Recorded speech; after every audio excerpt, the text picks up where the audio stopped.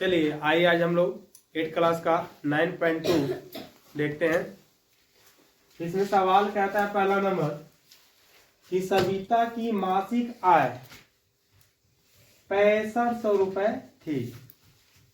इसकी आय में 5% की वृद्धि हुई। मासिक आय में कुल कितनी वृद्धि हुई? वृद्धि के बाद उसकी आय ज्ञात कीजिए। देखिए ध्यान दीजिएगा आप लोग, मासिक आय कहने का मतलब है कि महीना का ना इनकम कितना है। तो देख रहे हैं कि सविता जो है ना एक महीना में कितना 6500 रुपए का चीज कमाती थी। ठीक है, अब उनके आय में क्या हो गया 5% का वृद्धि हुआ। तो जो आपका प्रारंभिक मान ली कि वेतन होगा चाहे आय होगा उसी को हम कितना मानेंगे 100%। 5% वृद्धि, अगर हम 6500 रुपए का अगर 5% निकालेंगे तो वृद्धि निकलेगा। क्या निकलेगा? वृद्धि निकलेगा। और यही 6500 रुपए के अगर हम 100 प्लस करके यानी कि 105% का वैल्यू निकालेंगे तो क्या निकल जाएगा? वृद्धि के बाद मासिक आय निकलेगा। समझे बात को? ध्यान दीजिएगा। तो ऐसे सवाल को हम सोल्यूशन करने के लिए लिखेंगे मासिक आय। क्या लिखेंगे? मासिक आय। तो मासिक आय क्या था? मासिक आय कितना था बाबू? 6500 रुपए। लिखेंगे आय में वृद्धि। क्या लिखेंगे? आय में वृद्धि ना। तो हम क्या करेंगे, प्रारंभिक जो मान लीजिए कि आपके पास मूल्य होगा ना उसका हम 5% निकाल देंगे। क्या निकाल देंगे? 5% निकाल देंगे। यानी 6500 रुपए का 5%, यानी 6500 रुपए का मने गुना, अब 5% मने 5/100। 0 से 0 कैंसिल हो गया, 0 से 0 कैंसिल हो गया। चलिए 5 5 से 25 के 5, अब 5 6 का 30 और 2 कितना 32। यानी कहने का मतलब है कि 325 रुपए का हो गया वृद्धि हो गया। क्या हो गया? वृद्धि हुआ। तो लिखेंगे अब वृद्धि के बाद सविता की मासिक आय। कची? मासिक आय। तो प्रारंभिक आय में हम वृद्धि जोड़ देंगे तब पर भी मेरा क्या हो जाएगा? वृद्धि के बाद मान लीजिए मासिक आ जाएगा। या फिर हम प्रारंभिक वेतन का अगर हम 105% निकाल देंगे तब पर भी मेरा क्या चाहिए? वृद्धि के बाद आय निकल जाएगा ना। तो अगर हम 6500 रुपए का 105% अगर करते हैं यानी 105/100, तो 0 से देखिए डबल जीरो खत्म हो गया। आप 65 गुणा 105 कीजिए। ठीक है, चलिए 5 5 25, 5 0 0 हंसी लिया 2, 5 एकम 5, 6 5 30 के 0 हासिल कितना 3, 6 0 0 हंसी लिया 3 लिखेंगे, 6 एकम 6, ये 5 2 5 3 8 और 6 से 6, यानी कि आपका जो हो गया 6825 रुपया हो गया।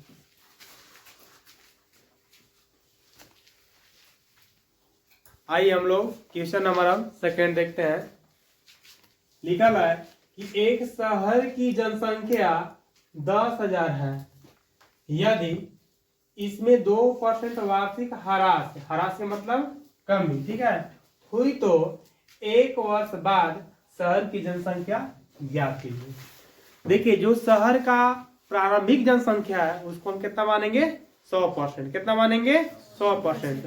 ह्रास माने कमी। मान लीजिए 100% है तो 2% कमी हुआ तो कितना, यानी कि कितना बच गया आपका? यानी कि 98% बच गया ना। तो यहां पर लिखेंगे हम लोग हल में, ध्यान दीजिएगा आप लोग, शहर की प्रारंभिक जनसंख्या, प्रारंभिक जनसंख्या कितना है सोना? प्रारंभिक जनसंख्या 10,000। कितना है? 10,000 है। लिखेंगे 1 वर्ष बाद, 1 वर्ष बाद शहर की जनसंख्या, शहर की जनसंख्या, ध्यान दीजिएगा, जितना प्रारंभिक जनसंख्या होगा उसका हम कितना निकालेंगे, 98%। कितना निकालेंगे, 98%। तो हम लिखेंगे 10,000 का कितना, 98%, क्योंकि 2% कम ही हुआ है। ध्यान दीजिएगा, ये 10,000 का मैंने गुना और 98/100 हो जाएगा। एक जीरो से एक जीरो खत्म, एक जीरो से एक जीरो खत्म। ध्यान दीजिएगा, डबल जीरो उतार लीजिए, आप डबल जीरो उतार लीजिए और 98 एकम 98, यानी कि एक वर्ष बाद जो है ना, शहर की जनसंख्या कितना हो गया, 9,800 हो गया।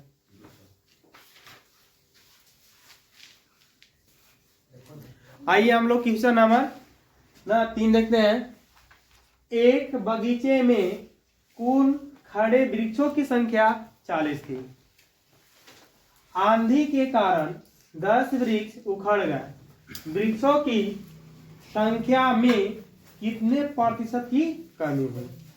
देखिए यहाँ पर 40 वृक्ष थे, 10 वो उखड़ गए, यानी कितना, 10 वो उखड़ गया, इसका मतलब 30 वो बचल होगा, यानी 10 वो हमारा कम हो गया ना।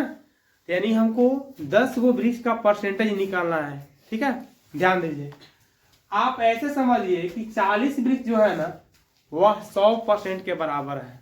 40 वृक्ष कितना, 100% के बराबर है। मैंने आप लोग को बताया है कि जो प्रारंभिक संख्या होगा वह हमेशा 100% क्या होता है, बराबर होता है।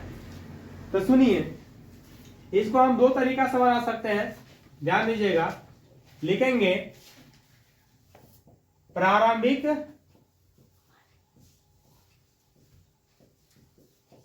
वृक्षों की संख्या इक्वल टू 40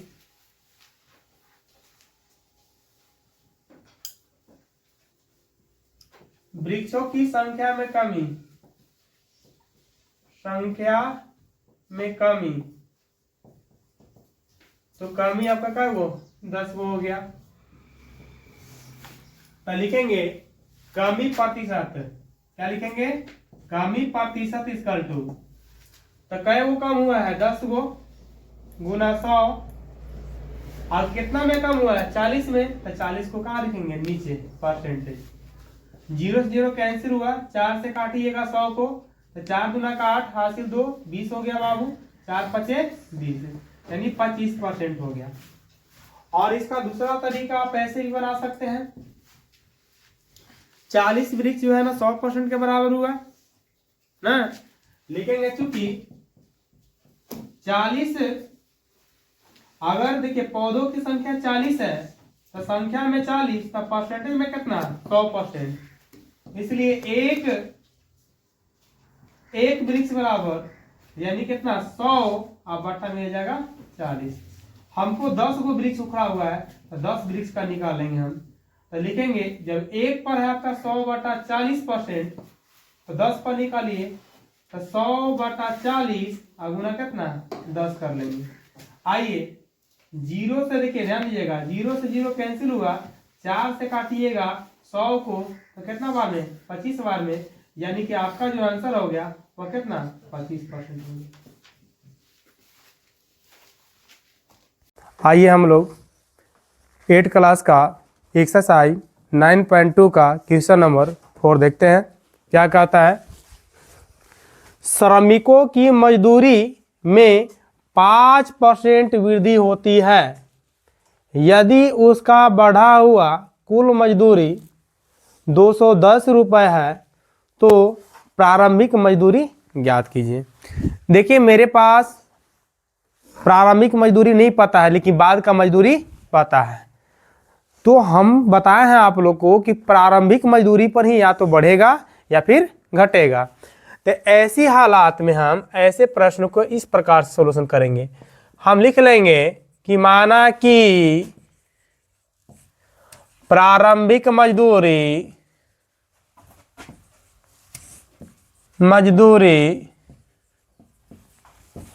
x है, क्या चीज है, x है, चलिए अब देखेंगे हम लोग प्रश्न से। क्या देखेंगे? प्रश्न से। ध्यान दीजिएगा। तो प्रारंभिक मजदूरी पर ही क्या चीज 5% का वृद्धि होगा। ठीक है, वृद्धि का मतलब क्या चीज 100 प्लस और कमी के मतलब 100 माइनस। तो प्रारंभिक मजदूरी क्या है? एक्स। अब कह रहा है कि देखिए, तो लिखेंगे एक्स का 5% वृद्धि यानी कितना 105%। कहाँ पहुंच जाएंगे? जैसे ही 105% पर पहुंचेंगे यानी बाद वाले मजदूरी के पास पहुंच जाएंगे, यानी कितना 210 रुपये। आइए एक्स का मने गुना, ये कितना 105 और बटा में 100 बराबर 210 रुपये। तो एक्स का जैसी वैल्यू निकालेंगे, ध्यान दीजिएगा, एक्स के साथ ये गुणा में है और एक्स के साथ ही कच्ची है 100 बटा में है। जो बटा में हो जाएगा तो क्या हो जाएगा? गुना में 210 रुपया गुना 100, और एक्स के साथ जो गुणा में तो हो जाएगा तो कहाँ हो जाएगा? बटा में आ जाएगा। ध्यान दीजिएगा आप लोग। देखिए बाबू, ये आपका 105 से काटेंगे 210 को तो 2 बार में क्या हो जाएगा? कैंसिल हो जाएगा। यानी एक्स का वैल्यू कितना हो गया? यानी कि 200 रुपये। इसका मतलब हुआ कि प्रारंभिक मजदूरी क्या था? 200 रुपये। कितना था? 200 रुपये। और ये आपका क्या हो गया? आंसर हो गया। आइए हम लोग क्वेश्चन नंबर 5 देखते हैं। कहता है कि विक्रय मूल्य ज्ञात कीजिए यदि पहला टीवी का अंकित मूल्य 45 रुपया है तथा बटा 30% है। ध्यान दीजिएगा, अंकित मूल्य हमेशा 100% होता है। कितना होता है? अंकित मूल्य हमेशा 100% होता है। तो देखिए 30% बटा दिया, इसका मतलब 70% पर बेच रहा होगा, यानी कि उस टीवी का विक्रय मूल्य का हो गया 70%। तो सुनिएगा, मैंने आप लोग को बताया है कि अंकित मूल्य पर ही बाटा दिया जाता है। तो सुनिए ध्यान से, हल में क्या करेंगे, हम लिखेंगे टीवी का विक्रय मूल्य। क्या लिखेंगे? टीवी का विक्रय मूल्य। ध्यान दीजिएगा, तो टीवी का अंकित मूल्य कितना है? 4500 रुपया। तो जब अंकित मूल्य 100% हुआ तो बटा कितना है? 30%, यानी विक्रय मूल्य कितना जाएगा? 70%। अगर हम 4500 का अगर हम 70% निकाल देंगे तो मेरा क्या निकल जाएगा? विक्रय मूल्य, क्योंकि विक्रय मूल्य हुआ ना परसेंटेज में। तो 4500 का अगर हम 70% निकालते हैं तो 4500 का 4500 रुपया का माने गुना और 70 बटा 100। चलिए 0 से 0 खत्म, 0 से 0 खत्म।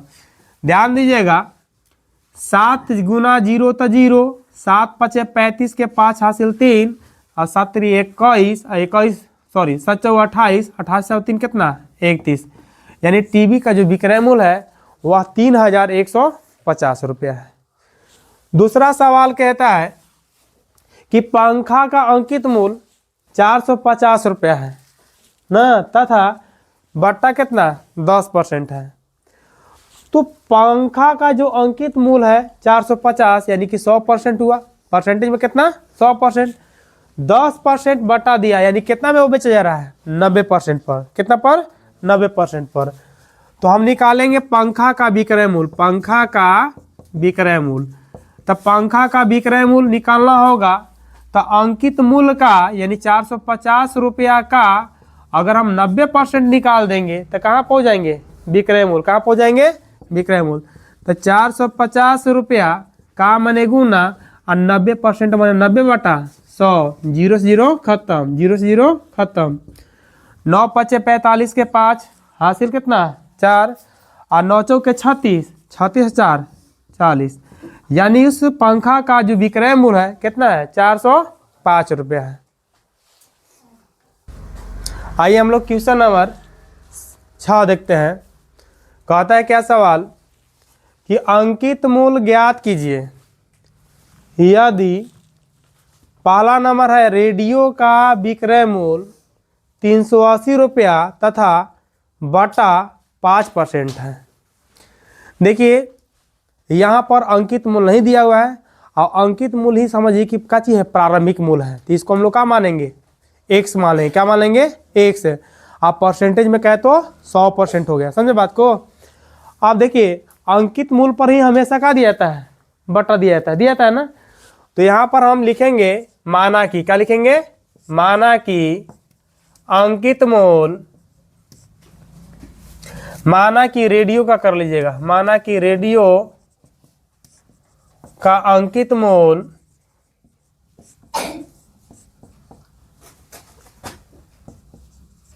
एक्स है। क्या है, एक्स है।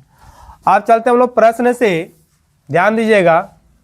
कह रहा है कि 5% का बटा दिया हुआ है, तो बटा हमेशा किस पर लगेगा, अंकित मूल्य पर।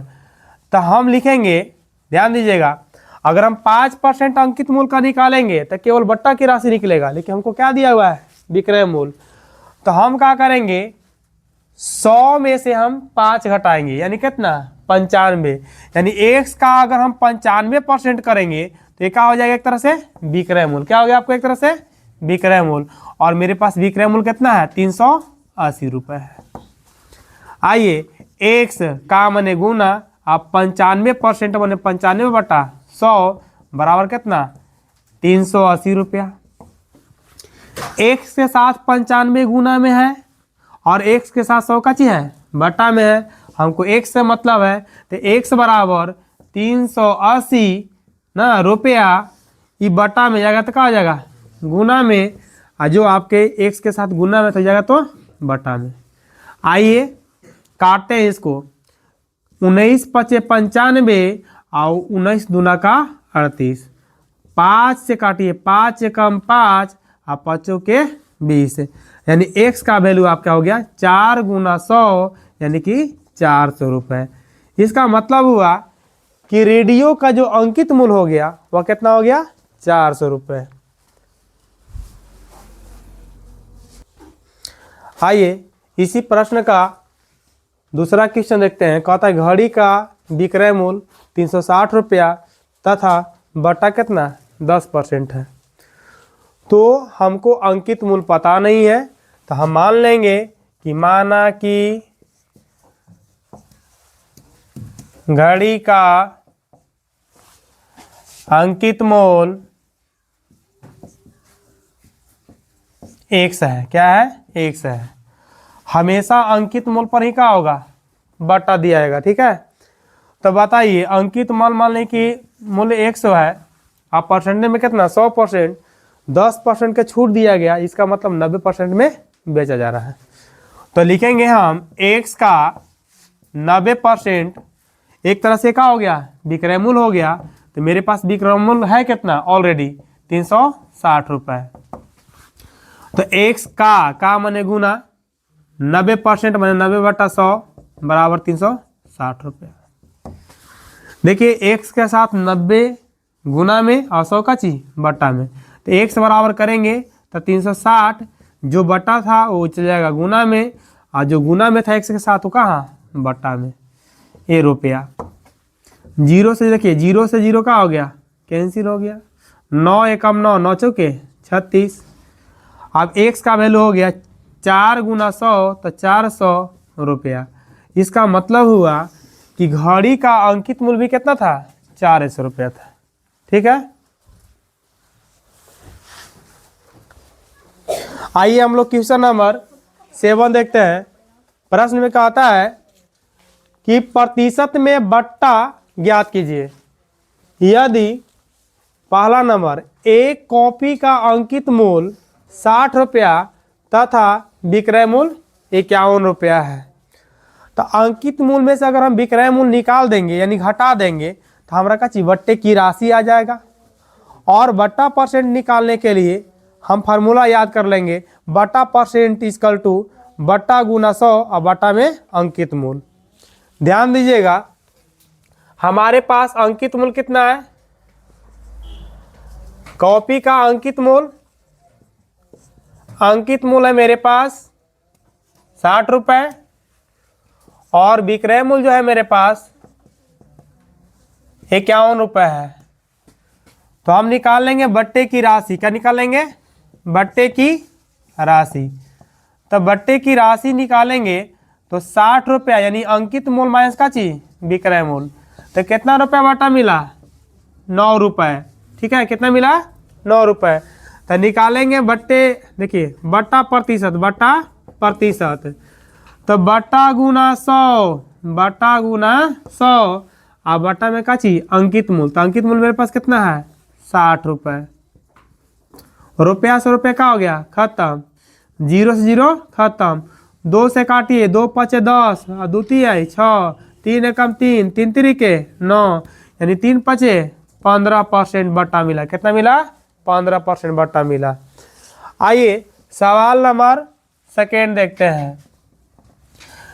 एक शर्ट का अंकित मूल 400 रुपया है तथा विक्रय मूल कितना है 360 रुपया।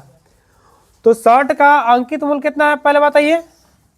अंकित मूल हो गया 400 रुपये और विक्रय मूल कितना हो गया 360 रुपया। तब बताइए आप लोग को बट्टा कितना दिया है यानी बट्टे की राशि। तो बट्टे की राशि निकालने के लिए जो आपका अंकित मूल है ओकरा में से का चीज विक्रय मूल घटाइएगा। तो 400 रुपये माइनस 360 रुपया, तो ये मिलेगा कितना आपका यानी कि 400 में से 360 गया यानी 40 रुपये का बट्टा मिलल है। तब निकालेंगे बट्टा प्रतिशत, क्या निकालेंगे बट्टा प्रतिशत। तो बट्टा गुना 100 और बट्टा में अंकित मूल, अंकित मूल क्या है मेरे पास 400 रुपये। चलिए रुपया से रुपया कैंसिल, 0 से 0 कैंसिल, 0 से 0 कैंसिल, 4 से 4 कैंसिल यानी कितना हो गया 10%। ये आपका हो गया आंसर।